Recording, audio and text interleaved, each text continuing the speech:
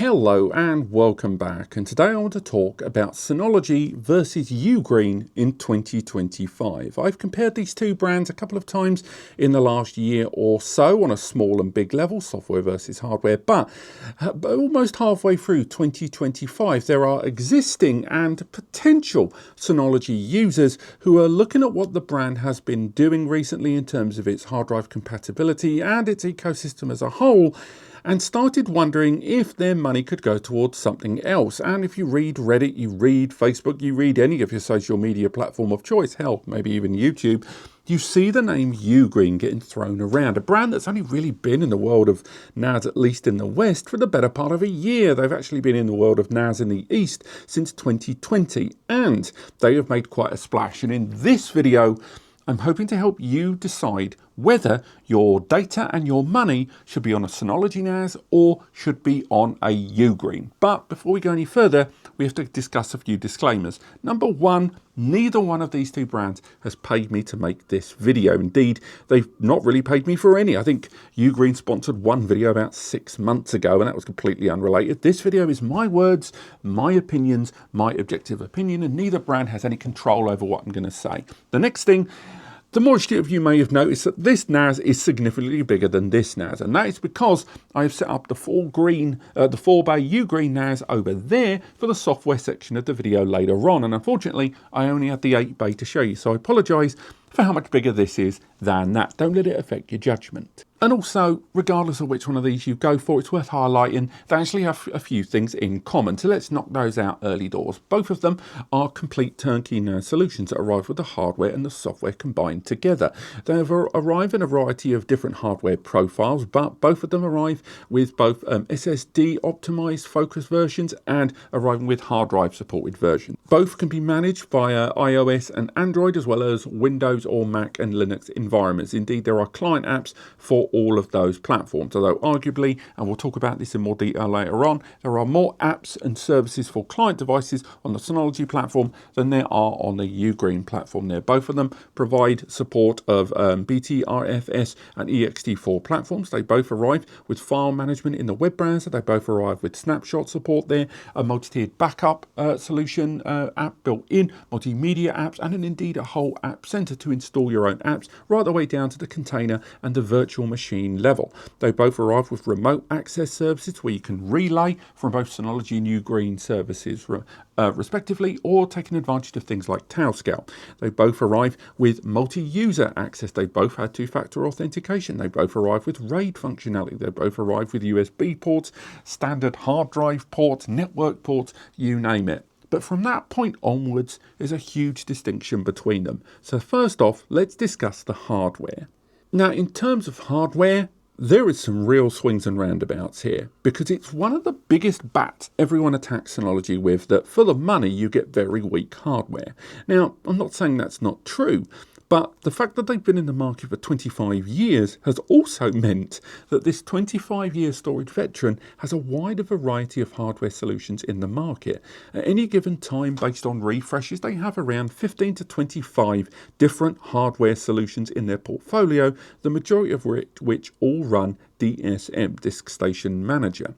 Now, UGREEN, on the other hand, have only been in this market, again, in the West for about a year. They have 6, or technically 5 different solutions in their hardware NAS sync portfolio. And if you extend it to the Eastern profile, where they've had solutions since 2020, you can add another 3 to 5 devices to that makeup. So it's close, but there's certainly more hardware from Synology. Now, it counters the other way when we see the level of hardware.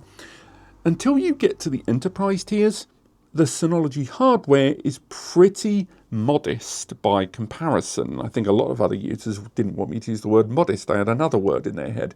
But it has to be said that the UGREEN systems have better CPUs, better network connectivity, better ports, larger, more enterprisey build quality about them, and just generally are beastly by comparison. They take advantage of SD card slots there. They take advantage of USB 4 and Thunderbolt connectivity.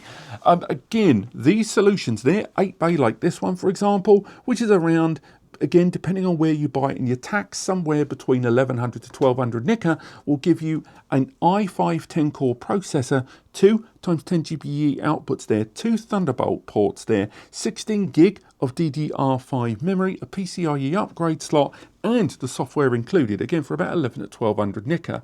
To get even close to that hardware, you'd have to go for between the DS1823XS and the 3622XS. So you're looking at between £2,000 to nearly £3,000 spend overall. So again, £1,000 to £2,000 more, depending on where you're buying your currency, than what you would get for the UGREEN for the same hardware. Again, Synology can counter this by they have rack mount solutions. They have a wide variety of solutions spanning from the ARM powered systems to routers to their own cameras to dual active controllers to a mirror. And that's not even talking about the DP series and Active Protect. Ultimately, if your decision is hardware led, unless you're going to spend serious money, there's better hardware on this side of the table. But it's not just about the hardware, is it? Let's talk storage. Now, it'd be very easy to say, the bigger your NAS, the more storage you get. And to a point, that is true. However, the real answer is a tad more nuanced. In terms of hardware features, it has to be said that the Synology has the better feature set. What do I mean by that? Well, alongside both of them supporting standard protocol, Samba, NFS, WebDAV, all that kind of stuff. You have support of iSCSI LUNs on this platform, and although they have some things in common, such as both supporting snapshots as mentioned, both supporting RAID configurations, both supporting BTRFS, both supporting fast RAID rebuilds, it has to be said the Synology side just has a wide variety of storage tools. Now, unfortunately, some of you are probably already thinking, the big downside is that as of 2025 and any Synology solution released after 2025, they've got considerably stricter about hard drive compatibility on their platform. Pretty much saying if they don't verify it, you can't use it. And right now you can only really use their own drives. And right now, at the time of recording, no third-party drives from Seagate or WD, and that extends to SSDs as well for both caching and storage pools. Maybe that will change in a few months, but at least now, unless you go for an older generation device, the options of drives that you can buy are significantly more limited, and you have to buy Synology's own drives, which in some cases are just the same price as WD and Seagate, but the availability isn't the same in some regions. Now, UGREEN, on the other hand, allow you to support pretty much any drive up to 24 TB at the time of recording, and that goes all the way to SSDs as well, up to 8 TB from any brand you choose to use. Now, again, on their platform, they've got USB outputs. They don't have an expansion in their hardware lineup, but Synology does. But UGREEN say eventually they're going to integrate some of their DAS solutions, but we can't really include that here because it's not available out the gate. Also, although they support a lot of the same file protocols, they don't support iSCSI, which is a real bummer for some users that want to be able to connect raw kind of blob storage inside this system to non-operating system or common operating systems or software that doesn't play nice with map network drives or Samba.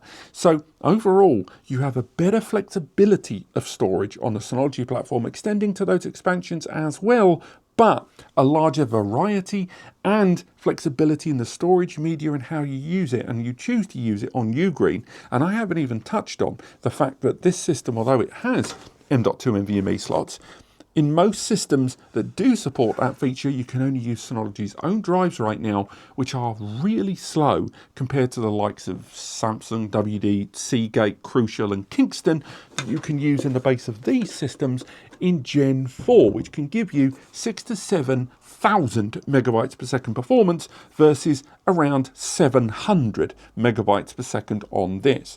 Ultimately, as I mentioned, flexibility is available here on the UGREEN side for you, the consumer, but it's a better range and feature set of storage applications and abilities on the Synology side. But for now, let's head over to the software in DSM and UGOS and see how they compare. Right, so here we are on the desktop of my PC, and we've got Synology's DSM platform on the left, and we've got UGREEN's UGOS platform on the right. And before we get really into it, it's worth highlighting I am working on an article right now breaking down both of these platforms, and just in case you need the real quick TLDR version, it will have a breakdown of exactly the services and features that are only afforded and available on one, both, or the other. So you can see and break down there just how exactly each brand approaches all of these different features, and I'll link to this in the description below. But otherwise, I've already made lots of detailed videos on Synology's DSM platform, just what exactly it does, how it runs on different platforms, a full review of DSM going into a painful amount of detail, and the same goes over here on UGREEN. I've done detailed reviews on every single one of their systems to date, alongside a full breakdown of both the mobile app and the desktop application, and that breaks down to videos as well. So as I say, I've covered a lot, and I'm not going to go into tremendous detail in this video because it's not really fair, because it'll make this video about 2 hours long. So I'll link to those resources in the description below. But whether it is that you can access your NAS via the web browser, or you're going to be utilizing a client application available from both of these brands, again for Mac, for Windows, or you want to use mobile applications, of which both of these brands do have several, again iOS, Android and more. It has to be said that on the Synology side there are way more apps. They've been in the market for 25 years. I would expect them to have a lot more tools. UGREEN, on the other hand, when it comes to mobile, generally there is one app available for Android and iOS that controls everything, but they do have some partner applications and client tools, again for Mac, for Windows, for Apple TV and Google Home and / Android TV appliances there. So again, when it comes to client tools, definitely Synology have got time on their side. But both platforms are equally easy to navigate. They have a few decent applications between them that cross over, but it should be argued immediately, and I touched on this, because Synology have been in the market longer, they have more tools for you to play with. The application center on UGREEN does have some tools, and you can see some there. They've got torrent tools, they've got a Jellyfish tool there as well, they've got backup tools, they've got first parties and migrating third party tools, as well as some applications that you can install via Docker, of course. But arguably, even though they do have a bunch of tools and their lineup of applications has certainly increased, again including things like virtualization as well, I would still argue there are still more fully featured apps on the Synology platform, and some of those are pretty bloody extensive. To put it into perspective, if we look at things even simply like backups, there is just more. You know, you've got Active Backup for Business, ABB, one of the kind of feature-leading applications and services on the Synology platform. An enterprise-grade backup tool that's included with your purchase, license-free, is tough to argue with. They've also got versions for client tools for backing up other Synology apps, as well as OS-level backups as well, and support of Google Workspace and Office 365.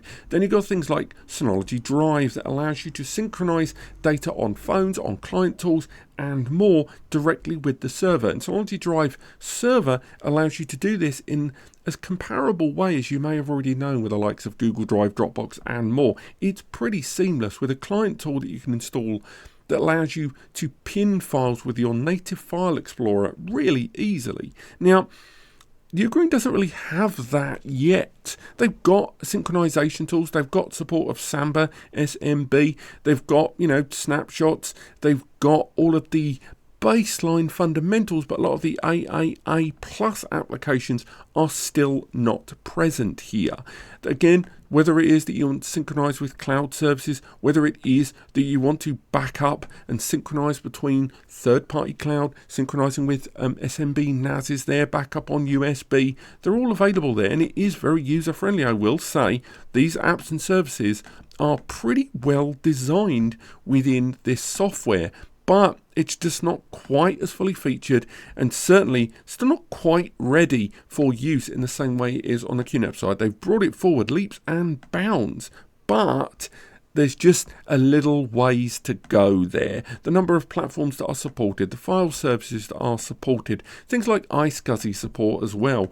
On the Synology side, for example, alongside the ability to manage and synchronize with different storage platforms, you have of course got the option, if you choose, to bolt on SAN storage on the Synology. This is something that a lot of users have demanded from UGREEN to date, and they still haven't facilitated it. We've got Sample, we've got WebDAV, we've got FTP, but we still don't have support of iSCSI.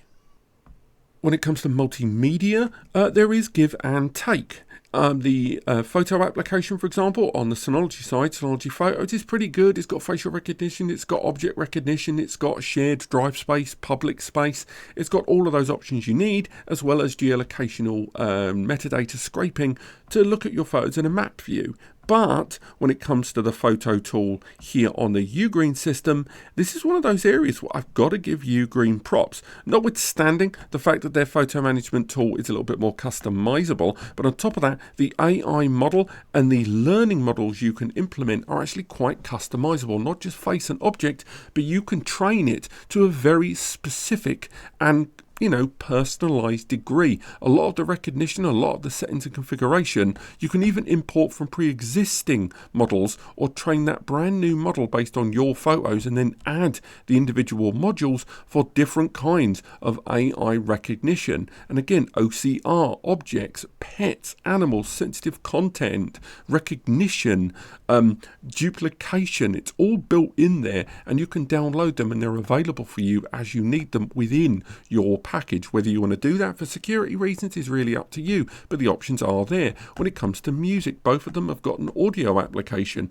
Synology's audio station application is one that the brand has kind of left by the wayside, it has to be said. How much of that's usable with the likes of Sonos sound systems and people having smart speakers in their home is arguable, but still at least both of them have got something like that, and they've both got DLNA and UPnP support as well.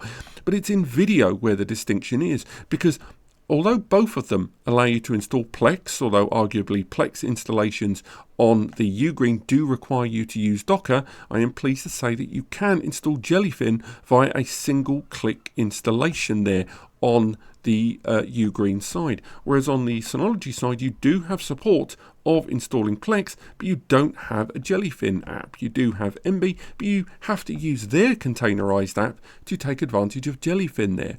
But the distinction really is that first-party app. UGREEN have got their own media app that not only takes advantage of the HDMI output of their systems, but also allows you to take advantage of hardware transcoding, allows you to scrape metadata using an API key from IMDb.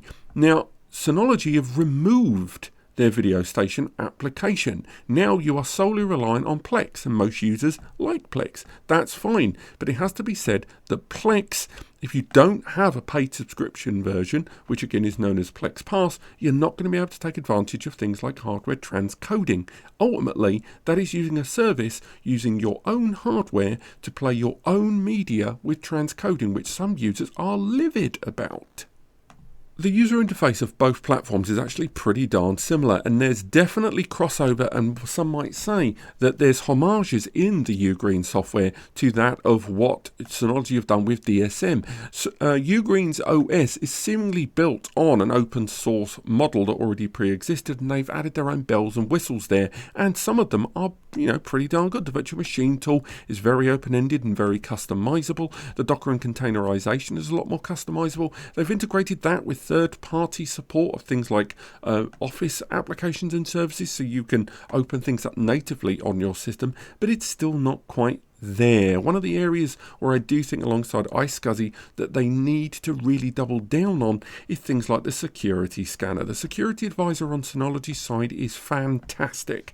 It scans the whole system, not only for viruses and malware, but also goes to the trouble of scanning and looking for weaknesses in passwords, weaknesses in credentials, SSH access, updates to individual applications, and things like auto logout and brute force hacking. Whereas the one on UGREEN seemingly focuses more on malware and viruses, and I'm not saying they're not important and worthy of keeping an eye on, But you want more protection from things that could leave you vulnerable to ransomware. Again, weak passwords, SSH backdoor openings, that sort of thing. So the UGREEN platform is definitely doing an absolute banger job introducing its software with its platform. And given they are less than a year old at this point, if you don't count the Eastern version of this software that's been available since 2020, but they've still not got a platform that I would argue is as comprehensively filled right now as Synology's. But anyone that expects them to have that, when there's over 24 years of difference released between them in development,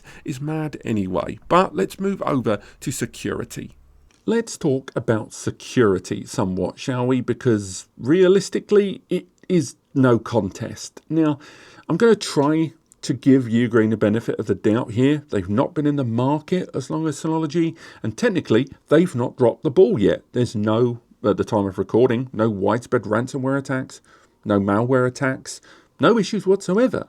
But they've not been in the market as long as Synology, who are 25-year veterans with a largely unblemished record. Let's not talk about Synology in 2012, but overall, theirs is still to date one of the most secure NAS platforms in the world.